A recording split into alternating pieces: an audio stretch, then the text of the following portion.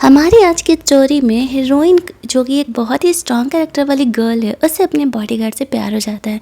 लेकिन वो उससे प्यार नहीं करता था। कहानी यही दिखाती है कि क्या वो उसे हाँ कहेगा या नहीं। रिमी अपने डैड से बात करते हुए अपने भाई के कांड को सुधारने के लिए जा रही होती है। उसका भाई यहाँ पे लड़कियों के साथ पकड़ा गया था और बहुत सारे रिपोर्टर्स उनके पिक्चर क्लिक करके वायरल कर रहे होते हैं, जिससे उनकी कंपनी पे काफ़ी असर पड़ रहा था। रिमी अपने सेक्रेटरी के साथ मिल करके इस मैटर को सॉर्ट आउट कर रही होती है। वो सोचती है शायद उसने लड़की लेकर होकर के पैदा करके गलती कर दी या इस घर में आके गलती कर दी। तभी वो एक लड़की को अपने बॉडीगार्ड तियान से लड़ते हुए देखती है। तियान वैसे तो अपना काम बहुत परफेक्टली कर रहा था, लेकिन वो उसे पसंद नहीं करती थी। यहाँ पे तियान को उस घर में काम करना मजबूरी था। तियान की फैमिली पहले बहुत ही रिच एंड प्रोस्पेरस हुआ करती थी, लेकिन उसके डैड के सडन डेथ के बाद सब कुछ बर्बाद हो गया। रिमी ये देखती है तो वहाँ जाती है। वो तियान को देखते ही पहले नज़र में ही उसे पसंद करने लगती है। वो उस लड़की से बिल्कुल भी अच्छे से बात नहीं करती, क्योंकि वो लड़की हमेशा ही रिमी से जेलस होती थी। और ये लड़की कोई और नहीं, उसकी फियांसे यान की बहन थी। इनका ये बिजनेस मैरिज हो रहा होता। उसकी बहन रिमी को बिल्कुल पसंद नहीं करती थी। रिमी उस लड़की से कहती है अब तुम्हें ये नहीं पसंद है तो मैं तुम्हारे बॉडीगार्ड को रख लेती हूँ। वो लड़की गुस्सा करके वहाँ से चली जाती है। रिमी तियान को ऑफ़र करती है कि वो उससे अच्छे खासे पैसे ऑफ़र करेगी अगर वो उसके साथ 1 साल के लिए बॉडीगार्ड बन के रहे तो। लेकिन तियान अपने ऑनर के लिए काफ़ी ज़्यादा ही ऑनेस्ट था और लॉयल था, तो वो उसके इस ऑफ़र को मना कर देता है। फिर भी रिमी उसे अपना कार्ड दे के आ जाती है। दूसरी तरफ रिमी जब अपना काम कर रही होती है तो उसे उसके सेक्रेटरी का कॉल आता है। वो तियान के बारे में बताता है, सॉरी उसके भाई के बारे में बताता है कि रिमी ने एक और लड़की के साथ कांड कर दिया है और वो हॉस्पिटल में है। रिमी उसे देखने के लिए जाती है तो वहाँ पर उसका भाई मस्त पड़ा हुआ था। उसकी मॉम उसे कह रही होती है, अपने बेटे को सपोर्ट करती हो कि ये कांड उसके डैड तक नहीं पहुँचना चाहिए। रिमी कहती है ये कांड ऑलरेडी डैड तक पहुंच चुका है, तो बेहतर होगा कि आप अपने बेटे को थोड़ा संभाल करके रखो। इस घर में कोई भी रिमी से प्यार नहीं करता था, क्योंकि वो उनके कंपनी के पैसे के लिए लड़ रही होती है, क्योंकि रिमी को ऐसा लगता था कि वो कंपनी डिज़र्व करती थी। और फैक्ट भी था कि वो इस कंपनी में काम करना सीईओ के तौर पर डिज़र्व करती थी। उसका भाई हर रोज़ सिर्फ यही टाइम पास किया करता था, वो किसी काम का नहीं था। फिर भी बेटा होने की वजह से उसके डैड उसे ही कंपनी दे रहे होते हैं और उसकी मोम को भी इस चीज़ से कोई प्रॉब्लम नहीं था। मतलब ओवरऑल रिमी के लाइफ के लगे पड़े थे। वो वहाँ से निकलती है, उसका सेक्रेटरी आकर के बताता है कि एक्चुअल में जिस लड़की के साथ उसके भाई ने कांड किया वो कोई और नहीं, तियान की बहन है। और तियान की बहन को हार्ट ट्रांसप्लांट का ज़रूरत है, और अगर वो लोग चाहते हैं कि तियान उसके भाई पर से केस हटा ले तो उसे हार्ट ट्रांसप्लांट कराना होगा। रिमी को ये बहुत ही अच्छा मौका दिखता है। इसी बहाने वो तियान को अपना पर्सनल बॉडीगार्ड भी रख सकती थी। वो यहाँ पर उससे बात करने के लिए जाने का डिसाइड करती है, जहाँ पर कि तियान से वो मिलती है। तियान हॉस्पिटल में था और वो रो रहा होता है। उसे उसकी बहन के हार्ट ट्रांसप्लांट के लिए अच्छे खासे पैसे चाहिए थे, जो कि फ़िलहाल उसके पास नहीं था। और रिलेटिव के तौर पर तियान के पास सिर्फ और सिर्फ उसकी बहन ही थी, तो वो उसे खोना नहीं चाहता था। रिमी यहाँ पर उसे ऑफ़र करती है, देखो मेरे पास तुम्हारे लिए अब भी जॉब का ऑफ़र है, मैं तुम्हारी बहन का साथ ही में हार्ट ट्रांसप्लांट भी करवा दूँगी। बदले में तुम्हें मेरे भाई पर से केस वापस लेना होगा। पिछली बार जो उसका भाई पकड़ाया था वो तियान ने ही रिपोर्टर्स को बताया था, क्योंकि वो शुरुआत से उसकी बहन के साथ में स्टेप रिलेशनशिप में रहा था। तियान को ये ऑफ़र काफ़ी टेम्पटिंग लगता है, लेकिन वो केस वापस नहीं लेना चाहता था, क्योंकि इस बार उसके भाई ने तियान की बहन के साथ बहुत ही बुरा किया था। उसकी बॉडी की बहुत सारी हड्डियाँ भी टूट गई थी मार खाने से, और हार्ट की वजह से वो बेचारी हॉस्पिटल में थी। रीमा से कहती है, देखो जो मेरे भाई ने तुम्हारा लॉस किया उसे तो मैं सुधार नहीं सकती हूँ, लेकिन हाँ आगे से तुम्हारे पास साथ कुछ बुरा ना हो इस बात की मैं जिम्मेदारी लूँगी। मेरा ये ऑफ़र है, सोच करके मुझे बता देना। तियान कन्फ्यूजन में था कि वो क्या करे। वो अपनी पहली फैमिली को छोड़ना नहीं चाह रहा था और उसकी पहली फैमिली उसकी बहन का सपोर्ट करने के लिए तैयार नहीं थी। दैट्स वाई वो काफ़ी ज़्यादा कन्फ्यूजन में था। रीमा से कहती है, तुम्हारे पास वक्त है ज़्यादा सोचने के लिए, लेकिन तुम्हारी बहन के पास नहीं। 3 दिन है तुम्हारे पास, सोच करके मुझे जवाब दे देना। तियान को वो अपना पर्सनल बॉडीगार्ड बनाने के साथ साथ उसे अपना हिडन बॉयफ्रेंड भी रखना चाह रही थी। इसी वजह से भी तियान उसे मना कर रहा था। उसका कहना था कि वो उसकी बॉडी नहीं सेल करता है। रिमी वहाँ से निकल जाती है। वो जानती है कि तियान इतना मजबूर है कि आज नहीं तो कल वो उसके साथ उसकी कंपनी में काम करने के लिए आएगा। उसका सेक्रेटरी भी समझ ही रहा होता है कि रिमी एक्चुअल में तियान के बॉडी में इंटरेस्टेड है। दैट्स वाई वो उसे जॉब पर रखना चाहती थी। तो रिमी कह रही है, यहाँ तो प्रॉब्लम क्या है, मेरा फियांसे यान भी तो मज़े ले रहा है, वो भी हमारा से बिजनेस मैरिज है, तो मैं क्यों ना अपने पसंदीदा मर्द को अपने साथ रखूँ। फिर वो यही सोचते हुए कहती है अगर ध्यान आए तो डायरेक्ट मेरे ऑफिस में भेज देना। साथ ही में रिमी के लाइफ में फैमिली की वजह से बहुत ही पंगे चल रहे होते हैं, जो कि बाहरी दुनिया को लगता था कि रिमी की लाइफ कितनी परफेक्ट है, अमीर फैमिली से बिलोंग करती है, इकलौती बेटी है, क्या ही प्रॉब्लम है। प्रॉब्लम तो यही था कि वो बेटी है, इसी वजह से उसके घर वाले उसे बिल्कुल भी भाव नहीं देते थे। रिमी कंपनी इतने अच्छे तरीके से संभाल रहे थे, लेकिन किसी को इस बात से कोई मतलब ही नहीं था। यहीं दूसरी तरफ वो अपने सेक्रेटरी को कहती है कि साथ ही में मेरे डैड पे भी थोड़ा नज़र रखना। रिमी अपने भाई का पहले वाला कांड का मैटर तो सुलझा देती है, लेकिन ये जो तियान के बहन का मैटर था वो थोड़ा ज़्यादा कॉम्प्लिकेटेड होने वाला था, क्योंकि उसने उसके भाई पर केस जो कर दिया था और प्रूफ्स बहुत सॉलिड थे। दूसरी तरफ अगले ही दिन ध्यान रिमी से मिलने के लिए चले जाता है। रिमी थोड़ा भाव खाने के बाद उससे अपने बॉडीगार्ड के जॉब पर रख लेती है और कहती तुम्हें तो पता है ना कि तुम्हें क्या काम करना होगा, 24/7 मुझे प्रोटेक्ट करने के अलावा मुझे सेटिस्फाई भी करना होगा।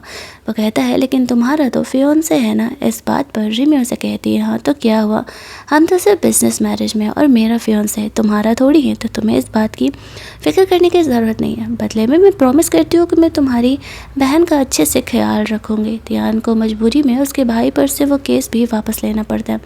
अब तक तो वो रिमी को भी यही समझ रहा होता कि वो भी उसकी फैमिली वालों की तरह ही है, लेकिन धीरे धीरे जब वो रिमी के साथ रहता है तो उससे प्यार होने लगेगा आगे चल के।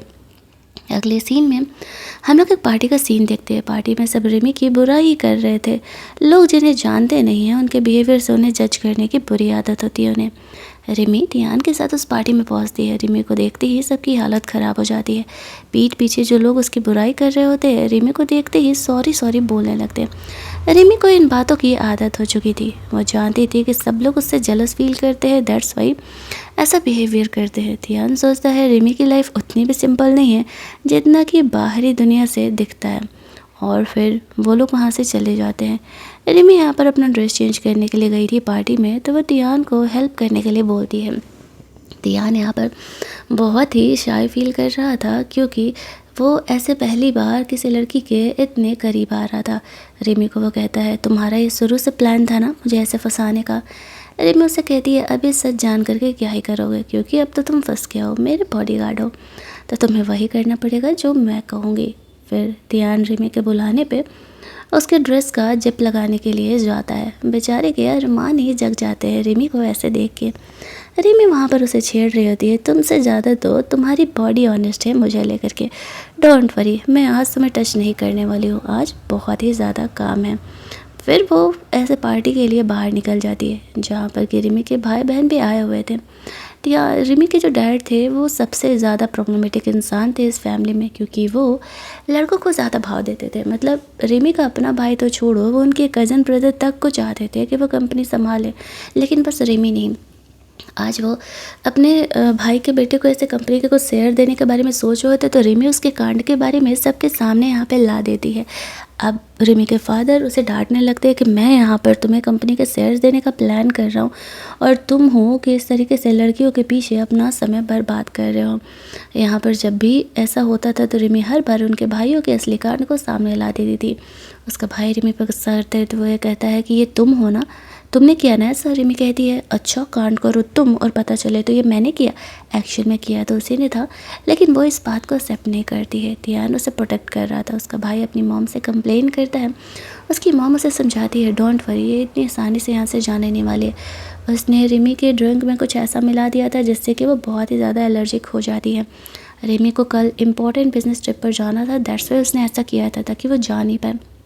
ध्यान ये देख करके थोड़ा सा रिमी का फिक्र करने लगता है और उसे हॉस्पिटल जाने के लिए कहता है। रिमी उसे कहती है हॉस्पिटल जाने का वक्त नहीं है, मुझे कुछ ही घंटों में बिजनेस ट्रिप के लिए निकलना है। ध्यान उसे कहता है अगर तुमने ट्रीटमेंट नहीं कराया तो तुम वहाँ भी अच्छे से परफॉर्मेंस नहीं दे पाओगी। एलर्जी की वजह से रिमी की पूरी बॉडी में इचिंग हो रहा होता है, तो ध्यान उसका यहाँ पर हेल्प करता है। साथ ही में उसके सेक्रेटरी को बोलता है कि जल्दी जल्दी चलो, हमें रिमी को हॉस्पिटल लेकर के जाना है। पूरी रास्ते वो रिमी का ख्याल रखते हुए जाता है और रिमी को ऐसा लग रहा था कि वो उसका बॉडीगार्ड है, इसी वजह से वो ऐसा कर रहा है। हालांकि वो उसके साथ रोमांटिक होने का भी कोशिश करती है, लेकिन ध्यान उसे रोक देता है। वो लोग हॉस्पिटल पहुंचते हैं जहां पर कि रिमी के ट्रीटमेंट होता है और वो ठीक हो जाती है। वो अपने सेक्रेटरी पर अपने दूसरे भाई पर नज़र रखने के लिए कहता है क्योंकि वो दोबारा उन्हें हर्ट कर सकते थे। ये बिज़नेस ट्रिप उसके लिए इम्पोर्टेंट था। तियान यहाँ पर आकर के बताता है कि ये दवा डॉक्टर ने दिया है लगाने के लिए। तो रिमी उसे अपने एलर्जी पर वो दवा अप्लाई करने के लिए बोलती है। वो जानबूझ करके तियान को ऐसे छेड़ रही होती है। उसे पता था कि तियान बहुत ही सिंपल इंसान है। तियान अपना बॉडीगार्ड का फ़र्ज़ निभाते हुए यहाँ पर रिमी का हेल्प करता है। आफ्टर दैट वो दोनों बिजनेस ट्रिप के लिए निकलने वाले थे। तियान को रिमी की लाइफ के कॉम्प्लिकेशन सब दिखने लगे थे। रास्ते में वो अपने फियांसे से यान से बात करते हुए जाती है। दोनों बिजनेस मैरिज के लिए अटैच थे, तो अब इससे बात है कि बिजनेस के मैटर में यान रिमी का हेल्प करेगा ही। तो जिस प्रोजेक्ट के लिए वो जा रही थी बात करने के लिए, यान से उस प्रोजेक्ट के लिए हेल्प मांगती है। अब तक यान को रिमी से प्रॉब्लम नहीं था। उसे ऐसा लगता है कि वो शादी करने वाली है, दैट्स वाई वो उसका हेल्प करने के लिए तैयार हो जाता है। साथ ही में वो तियान को एक गन देती है और कहती है वहाँ काम आएगा। रिमी उस बिजनेसमैन के पास पहुँचती है। वो लड़की देख करके सीधे तरीके से कॉन्ट्रैक्ट देने से मना कर रहा था। तो रिमी उसे बट लगाती है और कहती है ये गन की गोली जिसे लगेगी वो तो पार हो जाएगा, और दूसरा अगर नहीं लगी तो तुम्हें मुझे वो कॉन्ट्रैक्ट देना पड़ेगा। वो तियान को ये गन वाला गेम खेलने के लिए बोलती है।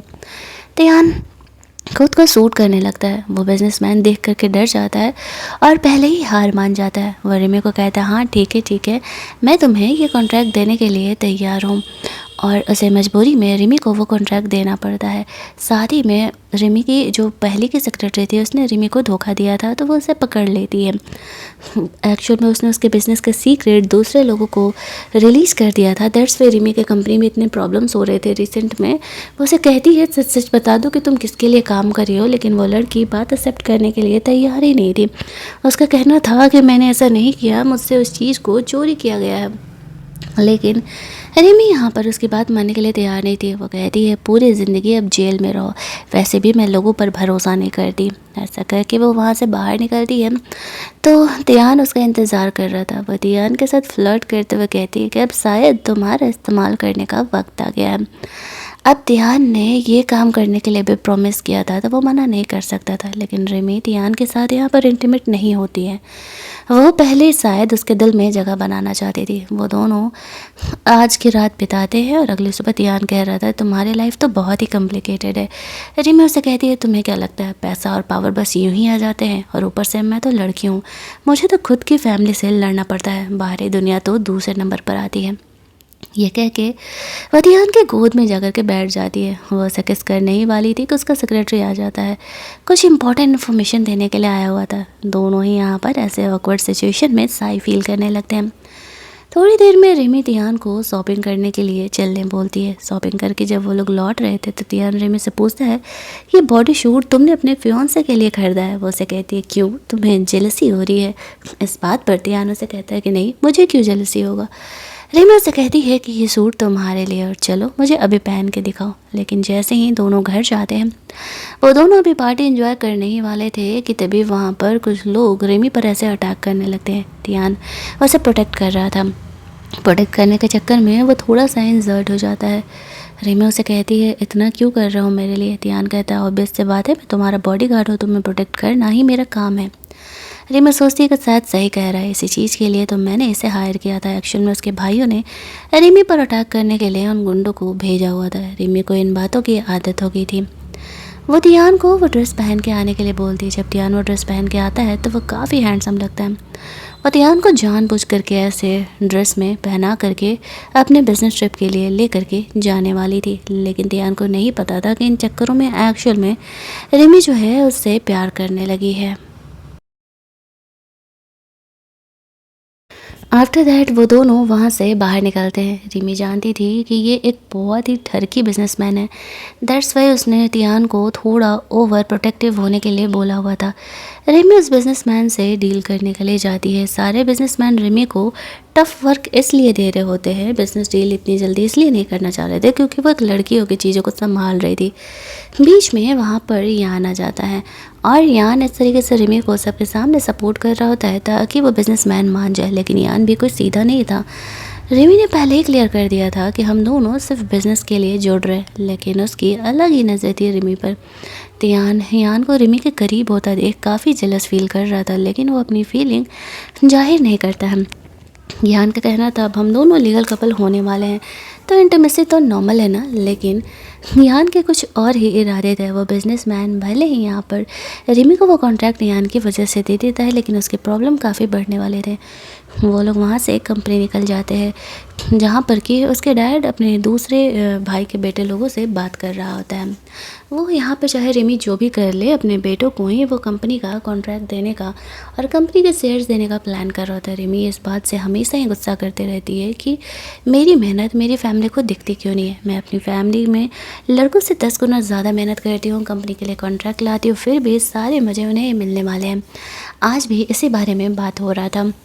रिमी अपने डैड को बताती है कि उस ठरकी बिजनेसमैन से भी मैं ही कॉन्ट्रैक्ट लेकर के आई हूँ। उसके डैड इम्प्रेस तो होते हैं, बट स्टिल वही सेम प्रॉब्लम कि बेटों को ही कंपनी के कॉन्ट्रैक्ट मिलेंगे, फलाना ढिमकाना। रिमी को ये बात पता था, लेकिन वो थोड़ा लंबा चाल चल रही होती है अपने कंपनी के अपने हिस्से की चीज़ें खुद लेने के लिए। वो तियान के साथ अपने डैड से बात करने के बाद वहाँ से निकल जाती है। इस अपनी फैमिली से लड़ाई झगड़े के बाद वो काफ़ी टायर्ड हो चुकी थी। तियान उसे संभालते हुए लेकर के जाता है और इस चक्कर में उन दोनों के बीच थोड़े रोमांटिक से मोमेंट यहाँ पे क्रिएट होते हैं, जिस वजह से कि रिमी यहाँ पर काफ़ी स्पेशल फील कर रही थी तियान के आसपास। ऐसा नहीं है कि उसे लड़कों के ऑप्शन नहीं मिलते, लेकिन ना जाने कि उसे तियान ही पसंद आया था। उसे कन्फेस भी करती है कि उसे तियान से प्यार हो गया है। वैसे तियान हाँ तो नहीं कहता, लेकिन हाँ उसकी फीलिंग को समझ ज़रूर रहा था। तभी वहाँ पर रिमी को पता चलता है कि उसकी बहन के लिए उसे हार्ट ट्रांसप्लांटेशन के लिए हार्ट मिल गया है। अगले दिन वो लोग हॉस्पिटल जाते हैं जहाँ पर कि उसकी बहन का आज ऑपरेशन होने वाला था। थियान रिमी को बहुत ही थैंक्स बोल रहा था, लेकिन जैसे ही ऑपरेशन यहाँ स्टार्ट होने वाला था तभी रिमी के सेक्रेटरी यहाँ पर आता और बताता है कि जब वो हार्ट लेकर के आ रहा था तब कुछ दूसरे गैंग के लोग आकर के उसके हार्ट को छीन के भाग गए। थियान बहुत ही ज़्यादा परेशान हो जाता है क्योंकि उसकी बहन की जान नहीं बचेगी। रिमी उसे काम डाउन होने के लिए कहती है और कहती है जब मैंने कहा मैं तुम्हारी बहन की जान बचाऊँगी तो तुम्हें फ़िक्र करने की ज़रूरत नहीं है, मैं यहाँ पर ज़रूरी तुम्हारा हेल्प करूँगी, तुम बस अपनी बहन के साथ रहो। ऐसा कहते हुए वो वहाँ से बाहर निकल जाती है। उसके जाते यहाँ पर उसे पता चलता है कि एक्चुअली ये इसके फियांसे यान ने किया है तियान से जेलस होकर के, क्योंकि वो कुछ ज़्यादा ही करीब रिमी के था। यहीं दूसरी तरफ रिमी के जाते ही तियान को उसके मिलिट्री बॉस का कॉल आता है, जो कि तियान को अपनी टीम में वापस बुला रहा था, बट वो फ़िलहाल मना कर देता है ये कहते हुए कि उसे अपनी बहन की जान बचानी है। इसके बाद रिमी यान से मिलने के लिए पहुंचती है। वो उसे कहती है कि तुमने ऐसा क्यों किया, एक लड़की की जान जोखिम है। यान उसे कहता है तुम अपने बॉडीगार्ड के इतने करीब हो, कहीं तुम्हारा उसके साथ अफेयर तो नहीं चल रहा। रिमी उसे कहती है कि नहीं ऐसा नहीं है। यान रिमी को अपने साथ इंटीमेट होने के लिए बोलता है, तभी वो तियान की बहन के लिए उसे वो हर्ट देगा। रिमी सिर्फ थोड़ा सा वक्त गुजार रही थी, तभी वहाँ पे यान को कॉल आता है कि उसके ग्रैंड मदर खुद हॉस्पिटल में। यान को वहाँ से जाना पड़ता है और रिमी वो हार्ट लेकर के तियान के सिस्टर के लिए पहुँच जाती है। अगले कुछ घंटे यहाँ पर तियान के सिस्टर का ऑपरेशन चलता है। ऑपरेशन सक्सेसफुल था, अब उसकी बहन ठीक थी और कुछ घंटों में उसे होश आने वाला था। रिमी यहाँ पर आती है, तियान उसे हक कर लेता है, लेकिन रिमी बहुत टायर्ड थी और वो बेहोश हो जाती है। जब उसे होश आता है तो देखती है कि तियान उसके होश में आने का इंतज़ार कर रहा है। वो उसकी बहन के बारे में पूछती है। तियान कहता है मेरी बहन ठीक है, तुम परेशान नहीं हो और थैंक्स मेरे लिए इतना सब कुछ करने के लिए। रिमी उसे कहती है तो एक किस मिलेगा क्या। तियान आगे बढ़ के अभी उसे किस करने ही वाला था कि वापस से उसकी सेक्रेटरी यहाँ पर उसका सेक्रेटरी आ जाता है। वो बेचारा हमेशा ही इनके रोमांस में कबाब में हड्डी बन करके आ जाया करता था। वो रिमी के लिए कुछ सप्लीमेंट्स वगैरह लेकर के आया हुआ था, क्योंकि रिमी इस तरीके से बेहोश हो गई थी तो डॉक्टर्स ने उसे कुछ सप्लीमेंट वगैरह प्रेस्क्राइब किया था। तियान के सिस्टर ठीक थी। अब रिमी को ऐसा लग रहा होता है कि कहीं तियान उसे छोड़ करके ना चले जाए, बट उसे क्या पता, उसने तो अपना जॉब तक को डिले कर दिया था रिमी के साथ रहने के लिए। आफ्टर दैट हम लोग रिमी के कुछ रिलेटिव को देखते हैं जो कि एक पार्टी में आए हुए थे। ये इसका तीसरा भाई था और यहाँ पर वो इस तरीके से वही कंपनी संभालने का कोशिश कर रहा होता है। और उसकी मॉम यहाँ पर रिमी को समझाती है कंपनी वंपनी छोड़ो, किसी अमीर लड़के से शादी कर लो, तुम्हें भी पता है कि ये कंपनी संभालने में कुछ नहीं रखा हुआ है। रिमी कहती है मुझे तुम्हारी तरह नहीं बनना है माँ, मुझे किसी की बीवी बन के नहीं रहना है, मुझे टैलेंट है मुझ में, तो मैं ऑब्वियस सी बात है अपनी हक की चीज़ें तो ले करके रहूँगी। तभी हम लोग देखते हैं कि यहाँ पर एज यूजुअल रिमी ने उसके भाई के खिलाफ जो भी उसके यहाँ पे ये थे, वो सब कुछ रिलीज कर देते कंपनी में वो कैसा लॉस करा रहा है। और ये बात खुद उसके भाई को नहीं पता था कि रिमी इतनी आसानी से इन चीज़ों को नोटिस कर लेगी। इनफैक्ट उसने तो उसके खिलाफ बहुत सारे ऐसे सबूत जमा करके रखे हुए थे पूरे पार्टी में, सारे मेहमानों के सामने। उसके भाई की ऐसी बेइज्जती हो रही होती है तो तियान के डैड को भी, रिमी के डैड को भी बहुत ही गुस्सा आने लगता है। अब उसकी मॉम तो जानती थी ये सब कुछ रिमी ने किया है, लेकिन इस बात का कुछ प्रूफ नहीं था तो वो लोग उससे कुछ बोल नहीं सकते थे। आफ्टर दैट हम लोग देखते हैं कि रिमी वहाँ से बाहर निकलती है। वो काफ़ी खुश थी, वो कभी भी अपने भाइयों को कंपनी का पूरी सत्ता हाथ में लेने के लिए नहीं देने वाली थी। तियान यहाँ पे रिमी को कहता है कि तुम बहुत ही रिस्की काम कर रही हो, तो वो कहती है तुम हो ना मेरे साथ मुझे प्रोटेक्ट करने के लिए, फिर मुझे किसी चीज़ की कोई प्रॉब्लम नहीं है। यही दूसरी तरफ हम लोग देखते हैं कि उसका भाई यान से मिलने के लिए चले जाता है। अब उसका भाई और यान दोनों ही साथ मिल करके काम करने लगते हैं, क्योंकि यान भी समझ गया था कि रिमी उससे प्यार नहीं करने वाली है, वो बस एक बिजनेस ही मैरिज की तरह से डील करने वाले थे, क्यों ना अपना फ़ायदा निकाला जाए। यहीं दूसरी तरफ हम लोग देखते हैं कि रिमी ने तियान के लिए मस्त हनीमून नाइट का इंतज़ाम किया था। तियान वहाँ पर आता है तो फाइनली वो दोनों यहाँ पर इंटीमेट होते हैं, क्योंकि अब तियान भी थोड़ा बहुत रिमी को पसंद करने लगता है। लेकिन रिमी को पता नहीं था उसके पीठ पीछे उसका भाई जाकर के यान से मिल गया और वो अब उसके लिए नए प्रॉब्लम्स क्रिएट करने वाला है। मतलब सब मिल करके सिर्फ रिमी को बुलिंग कर रहे होते हैं। अगली मॉर्निंग तियान रिमी के पास आता है तो रिमी को कॉल आता है घर जाने के लिए। रिमी तियान को घर लेकर के जाती है, जहाँ पर कि उसका भाई और उसका फियांसे जो है यान, वो दोनों ही उसके डैड से बात कर रहा था।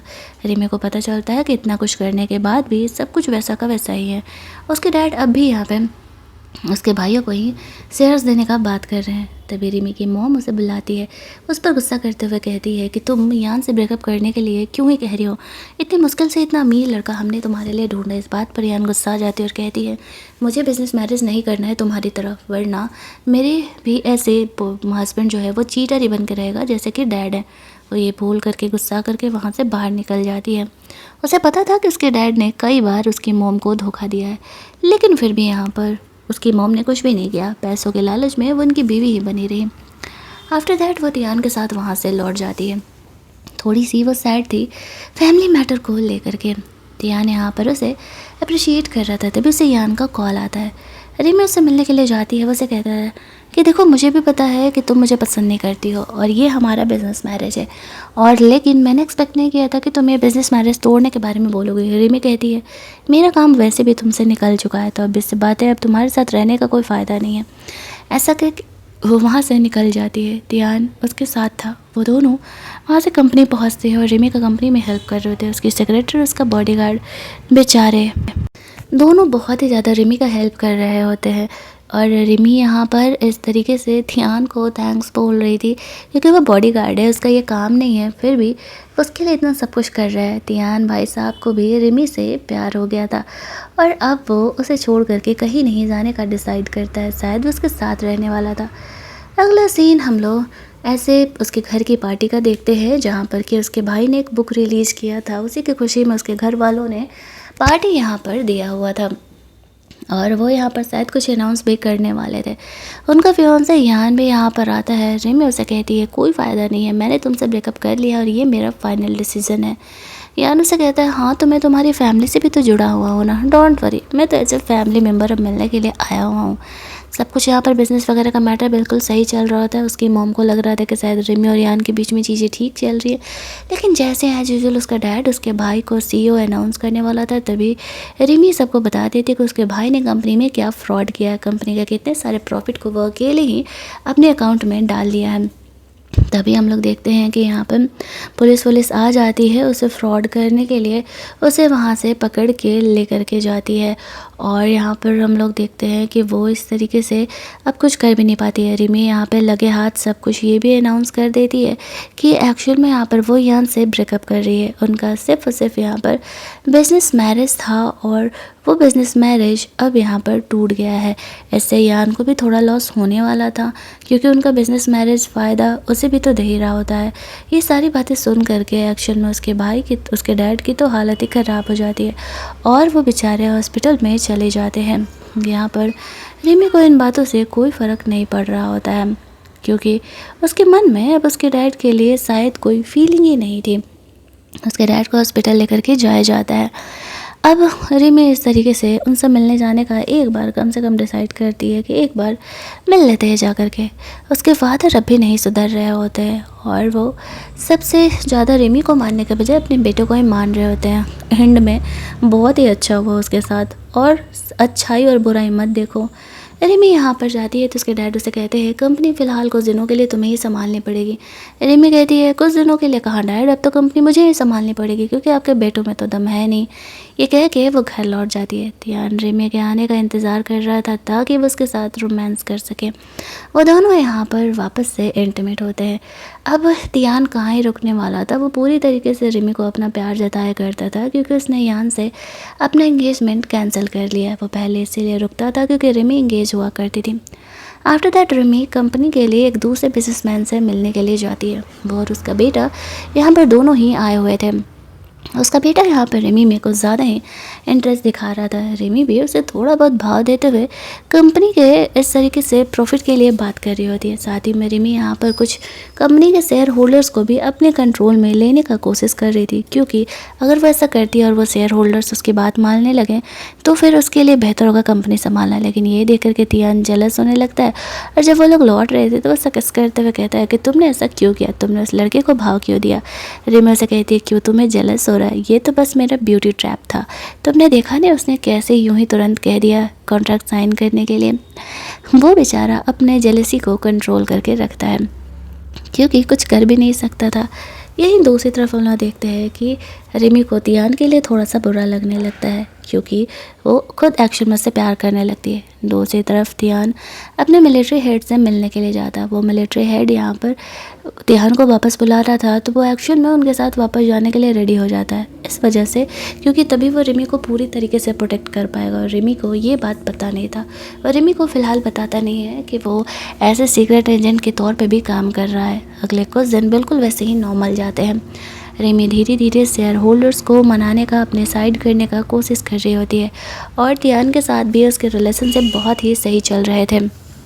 अगले दिन रिमी इस तरीके से कुछ ड्रेस की शॉपिंग करने के लिए जाती है क्योंकि उसे एक बड़े पार्टी में जाना था। उसकी मॉम बात बात पे यूँ ही रिमी को कोई ना कोई बिजनेसमैन से शादी करने के बारे में जिद करती रहती थी, लेकिन रिमी हमेशा ही टालते रहती थी। तियान यहाँ पर रिमी के साथ उसके लिए ड्रेसेस बाई कराने के लिए जाता है। जब वो लोग शॉपिंग करके लौट रहे होते हैं तभी वहाँ पर हम लोग देखते हैं कि उसका वो लड़का जिससे कि रिमी ने झूठ मूठ का शादी करने के लिए हाँ कह दिया था बिज़नेस के फ़ायदे के लिए, वो उससे मिलने के लिए आता है। रिमी अब भी उसे दिखा रही होती है कि वो उससे प्यार करती है और उसे शादी करने में इंटरेस्टेड है। ऐसे ड्रामाबाजी करके वो वहाँ से बाहर निकलती है दूसरे बिजनेसमैन से मिलने के लिए। धीरे धीरे करके वो खुद को कंपनी में बहुत ही स्ट्रॉन्ग कर लेती है। तियान यहाँ पर रिमी के सारे चालों को समझ रहा होता है, बट वो बेचारा जेलस होने से बाज नहीं आ रहा था। भला वो करता ही क्या, वो इतना ज़्यादा रिमी से प्यार जो करने लगा था। रिमी इन बातों को समझ रही थी लेकिन वो क्या ही कर सकती थी, कंपनी बहुत इम्पोर्टेंट था और तियान रिमी को प्रोटेक्ट करने के लिए कुछ भी करने के लिए तैयार था। आफ्टर दैट हम लोग रिमी को देखते हैं जो कि एक दूसरे शेयर होल्डर से मिलने के लिए जाती है। वो शेयर होल्डर एक्चुअल में उसके डैड के लिए लॉयल था और वो इतनी आसानी से अपने शेयर्स रिमी के नाम नहीं करने वाला था। रिमी उससे बिज़नेस के फ़ायदे के बारे में बात करती है, जैसे तैसे करके उसे कन्विंस करती है। तो वह कहते हैं ठीक है, मैं यहाँ पर तुम्हें अपने शेयर्स देने के लिए तैयार हूँ। रिमी को लगा था कि शायद इतना आसान होने वाला, बट इतना आसान नहीं था। यहीं दूसरी तरफ रिमी के डैड ऐसे हॉस्पिटल में थे, उन्हें भी पता चल रहा होता है कि धीरे धीरे रिमी क्या कर रही है, लेकिन वो कुछ कर नहीं सकते थे।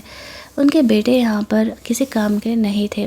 दूसरी तरफ रिमी का वो बंदा किडनैप करा लेता है, ये टकलू इंसान। तियान जाकर के उस बदमाश इंसान को पकड़ लेता है।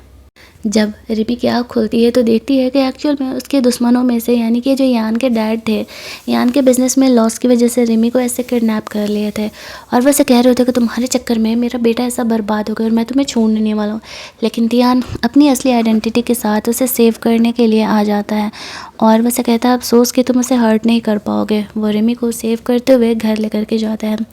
रिमी थैंकफुली ठीक थी और उसी की वजह से केवल वो ठीक थी। वैसे कहता है अगर मैं नहीं आता तो तुम्हें पता है क्या होता। वो कहती हाँ अब जो भी होता है, बट मैं अब ठीक हूँ ना, तो तुम्हें फ़िक्र करने की इतनी भी ज़्यादा ज़रूरत नहीं है। यहाँ पर हम लोग देखते हैं कि वो खुश था कि कम से कम उसने उसकी जान बचाई। वो उसे कह रही होती है कि थैंक्स मेरा हेल्प करने के लिए, वरना वो लोग तो मुझे मारे डालते। वो उसे कहता है मैं तुम्हें किसी हालत में खोने नहीं दूंगा, चाहे जो भी हो जाए।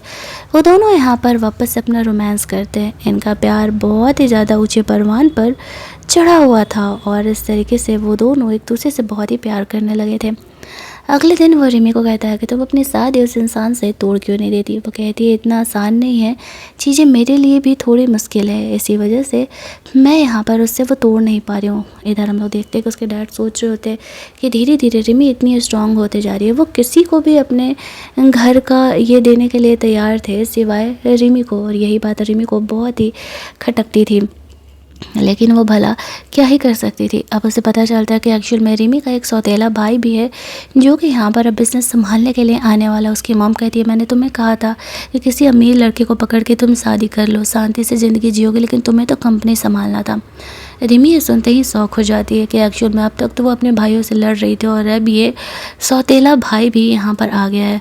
वो लोग उसे यहाँ पर बुलाते हैं। उसके डैड जानते थे कि शायद यही वो है जो कि इसे सबक सिखा सकता है। रिमी अपने डैड से मिलने के लिए जाती है और पूछती है आखिरकार आपको मुझसे प्रॉब्लम क्या है, क्या मैं लड़की हूँ सिर्फ इसीलिए आप फिर मुझे ये कंपनी नहीं देना चाहते हो। उसके डैड कुछ नहीं बोलते। रिमी अपने भाई से मिलती है। वो बहुत ही इनोसेंट था और काफ़ी सीधा साधा बिहेवियर का दिख रहा होता है, लेकिन कहते हैं ना शकल पे नहीं जाना चाहिए। बस ये रोल यहीं पर उसके लिए साबित हो रहा था। वो रिमी को ऐसे भरोसा दिलाता है कि एक्चुअल में वो रिमी के ही फेवर में है और जितने % शेयर उसके डैड उसे देने वाले हैं वो रिमी को दे देगा, क्योंकि वो कंपनी में इंटरेस्टेड नहीं है। भला पैसे में कौन इंटरेस्टेड नहीं होता है। रिमी ये बात बहुत ही अच्छे तरीके से जानती थी। इसी वजह से वो अपने उस नए भाई पर बिल्कुल भी इस बात का भरोसा नहीं करती है। जो तियान के रिमी के डैड का सेक्रेटरी था, वो उस पर नज़र रखने के लिए कहते हैं कि रिमी अब कौन सा नया कांड करने वाले हैं, क्योंकि उसे पता था कि रिमी इस इंसान को भी रास्ते से हटाने की कोशिश करेगी। लेकिन रिमी इसके खिलाफ कोई भी चाल नहीं चलती, क्योंकि उसके भाई ने खुद ही कहा था कि वो उसके सपोर्ट में है। ऊपर से तियान यहाँ पे रिमी को प्रोटेक्ट कर रहा था, तो कोई उसे हाथ भी नहीं लगा सकता था। अगले दिन उसका भाई उससे मिलने के लिए आता और उसे बातों बातों में भरोसा दिलाता है कि जो वो कहेगी वो करने के लिए तैयार है। इसके सारों भाइयों में सबसे ज़्यादा सपोर्टिव तो यहाँ पे रिमी का ये सौतेला भाई ही था। इसी वजह से रिमी उस पर थोड़ा सा ट्रस्ट करने लगती है। उसे लगता है कि शायद उसे कंपनी में इंटरेस्ट ना हो, लेकिन ऐसा था नहीं। वो यहाँ पर कंपनी के शेयर्स ही तो लेने के लिए आया हुआ था और वो जानता था कि इसकी सबसे बड़ी ओपोनेंट यहाँ पर रिमी होने वाली है। इसीलिए वो रिमी को अपने भरोसे में लेने का डिसाइड करता है, ताकि एट द एंड जब उसे मौका मिले तो वो उसे जान से मार सके। ये बात रिमी को पता नहीं था कि उसका भाई क्या प्लान कर रहा है, लेकिन उसका भाई फाइनली एक दिन अपना असली रंग दिखाता है। वो यहाँ पर रिमी के डैड को दवा देने के बहाने पॉइजन दे देता है। बोल रहा होता है कि तुम्हें क्या लगा कि मैं तुम्हारे साथ यहाँ पर कंपनी संभालने के लिए आया हूँ। तुम्हारी वजह से मेरी मॉम ने क्या कुछ झेला है। तुम तो अफेयर करके चले गए, लेकिन झेलना तो मेरी मॉम को पड़ा ना, और अब तुम मर रहे हो। तुम्हारे सारे शेयर्स मेरे होने वाले हैं। और इसके मौत का जिम्मेदार वो यहाँ पे रिमी को ठहरा देता है, जिस वजह से कि रिमी को जेल जाना पड़ता है। थैंकफुली तियान काफ़ी हायर पोजीशन पर था पुलिस डिपार्टमेंट में, और वह तुरंत ही रिमी के केस को सॉल्व आउट करा देता है। उसे निर्दोष साबित करते हुए वहाँ से बाहर निकलता है। अब उसके डैड के मौत वाले दिन फाइनली यहाँ पर उसके भाई का भांडा फोड़ हो जाता है, और जो कुछ भी उसने किया था उसके अपने डैड तक को मारने का जिम्मा वो यहाँ पर सामने आ जाता है। उसे जेल हो जाता है और रिमी जिस चीज़ की जिम्मेदार थी, जिस चीज़ की वह हकदार थी, उसे वह हक मिल जाता है। और यहाँ पर तियान और रिमी दोनों एक हो जाते हैं। हमारी ये कहानी यहीं पर एंड कर दी जाती है। अगर आपको ये कहानी अच्छी लगी होगी तो वीडियो को लाइक और शेयर करना मत भूलना। चैनल को सब्सक्राइब कर लेना ताकि नए वीडियोज़ के नोटिफिकेशन आपको मिलते रहे। चलिए जल्दी से मिल लेते हैं हम लोग एक और मस्त मस्त वाली कहानी के हिंदी एक्सप्लेनेशन में। तब तक के लिए कीप लिसनिंग।